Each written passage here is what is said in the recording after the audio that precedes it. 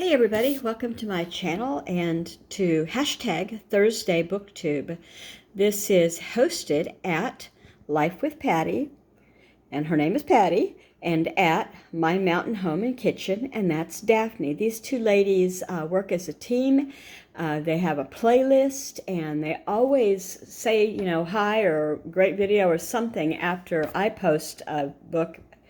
They're on it. They are very good at what they're doing with this. And so you can do a whole lot with this. You don't even have to read a book. You can talk about a book you read a long time ago. You can talk about a book you'd like to read. You can show your bookshelf. You can organize a bookshelf. You can show a cookbook, a knitting book, a craft book, a comic book, a school book, anything to do with printed matter and the use of that printed matter. There we go. So today I have 3 books, and I'll do them one at a time. I'm going to start with my favorite. And these are not what I usually read. Okay, these are like self-help books. All 3 of these are, and to do with married women. And that's me. I'm a married woman. The three principles for married women only, 3 principles for honoring your husband. And it is by Tony Evans. I'm trying not to show my nails. I messed up I kind of scratched it off today. My nail polish is bad. All right, so Tony Evans, I've never read anything by that person. This is a dinky book. I read it cover to cover in about 30 minutes. Let me tell you what I thought. 9 out of 10, I says. Had a lot. It's faith-based. You should know that. It's because, it says for married women only. It's got a lot of scripture-based things that he believes that are good for a marriage. And he talks about what men prefer not to have said to them, what they like to have said to them. It doesn't go into the bedroom really at all. It's about women submitting to the higher power and the husband and that kind of thing. Anyway, I went through it with a highlighter and I got a lot out of it. I learned some things that I didn't ever read in the Bible before. One of the points he makes is women submitting to their husbands is a very, very hard thing to do for women who were brought up in a matriarchal, is that how you say that word? Home, where there was no father present. So, due to death, divorce, whatever, the mother was the head of the home. And she made all the decisions from, how to spend the money, what to eat, when to get a new couch, whatever, And so I saw that in myself. I have in the past, I'm really trying to get better about stuff like that. I will spend thousands of dollars without asking. So there's that. And I think I need help. So this was a very, very good book. Then I read part of this one. This one is called, and he has also, or somebody has also written For Men Only. So, Shanti Feldhahn, I'm sorry. I shouldn't even try. What you need to know about the inner lives of men. What an important book, says Beth Moore. I like Beth Moore. I've listened to her stuff, and I like her. I'm surprised she liked this, but maybe it's just a personality thing in me that didn't care for this. I gave that first book, For Married Women Only, I gave that a score of 9 out of 10. I'm trying to get the piece of paper out of here with one paw. All right. Did I write it down? Yes. Here's what I thought about this, and I haven't read the whole thing. I could not. I'll tell you why. It's the writing style. It's not the message. Not the message at all. And that's why it's probably just me. But the writing style is repetitive. Like it would be repetitive to for a first grade reader that goes hop on pop. It's simply repetitive, page after page of the same thing. It's jumbled, and I only got a quarter into it. So it's got some stuff going on the pages that I just like too. Let me find some. See these circles? That's nothing. These circles are everywhere, and they are, to me and my personality, very, very distracting. Why are you doing that across the writing? And maybe it's my vision that's causing me grief, with the circles. I don't like it. And I'm probably going to take this, I don't know. I was going to say I'll take it straight to the used bookstore. Somebody else will love it, but not me. Let's see. Why your respect means more to him than your love. How he feels deep inside about his role as provider. What it means for a man to be so visually wired. Why sex for him is primarily emotional and not physical. What he most wishes he could do for you. Okay, so there she is, and she researched this book from the part that I read, like a quarter of the book, by interviewing any man she could get, apparently. Hold on. She had questions and interviewed her husband, her co-workers, her friends, her husband's friends, and on and on. So there's that, and you may think it's a lovely book. Have you read this book? Would you read this book? Wrote on this, get to the point and move on. I have not read this yet, but I've heard good things about it.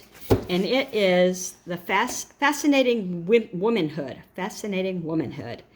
Vintage edition. And the reason there's a vintage edition and the updated edition, I haven't read it yet, is because I don't know, well, I guess her mother, the daughter updated it.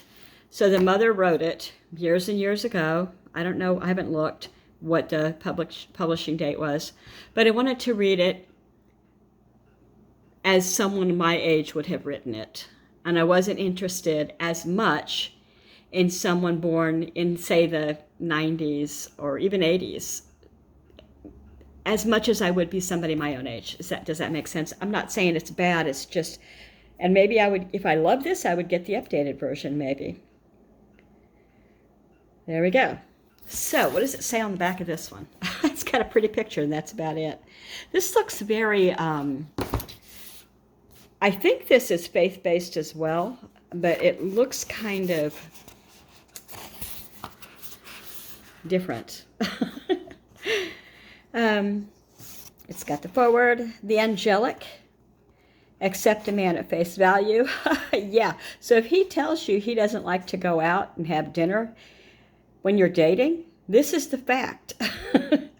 What to do with admiration, a man's pride, sympathetic understanding, a men's role in life, man the protector, man the provider. Why does it say provider?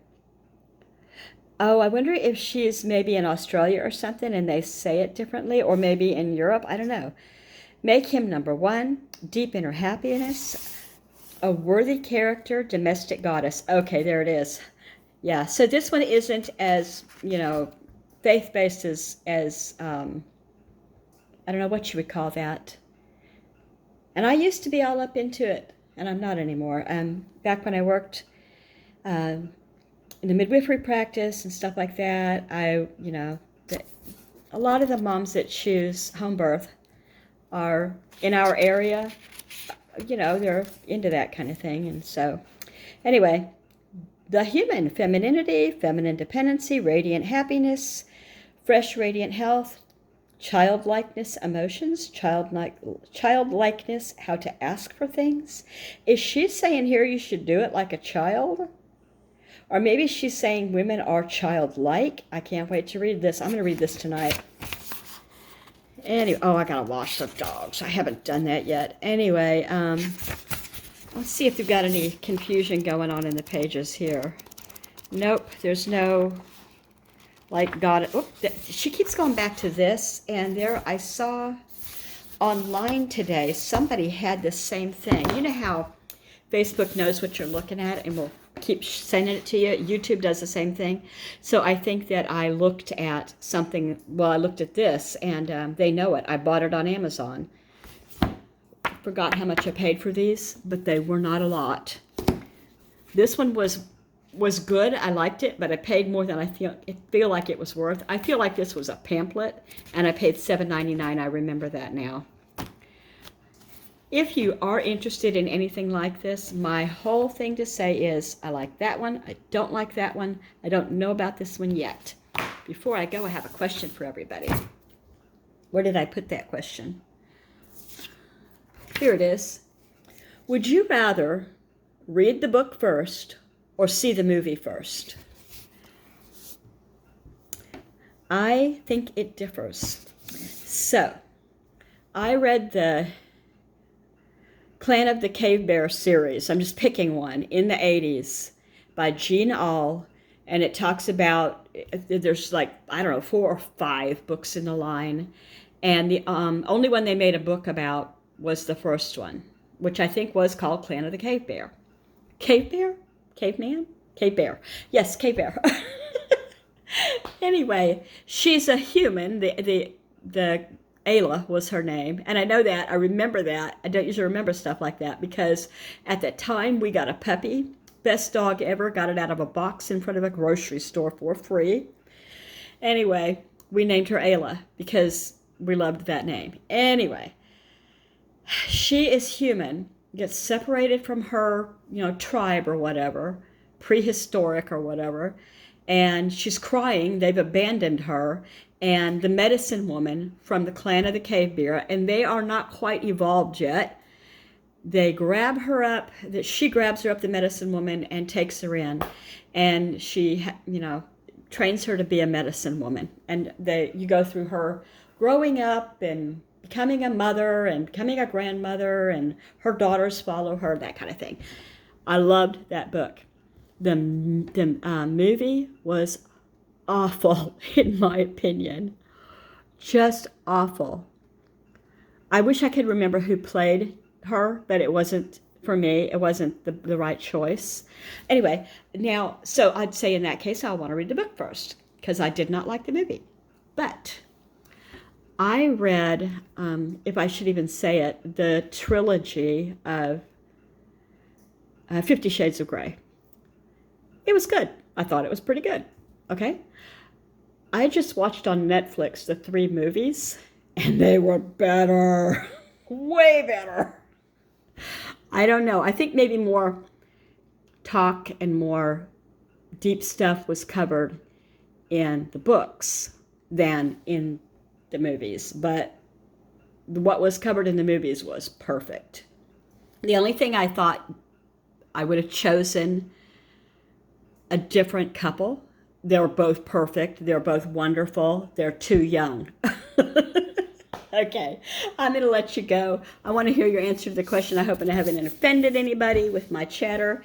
And if you've never thought to like, comment, or subscribe, I would love it if you did. Take care, everybody. Thank you for hosting, Patty and Daphne. Get in on this if you haven't, everybody. Bye-bye.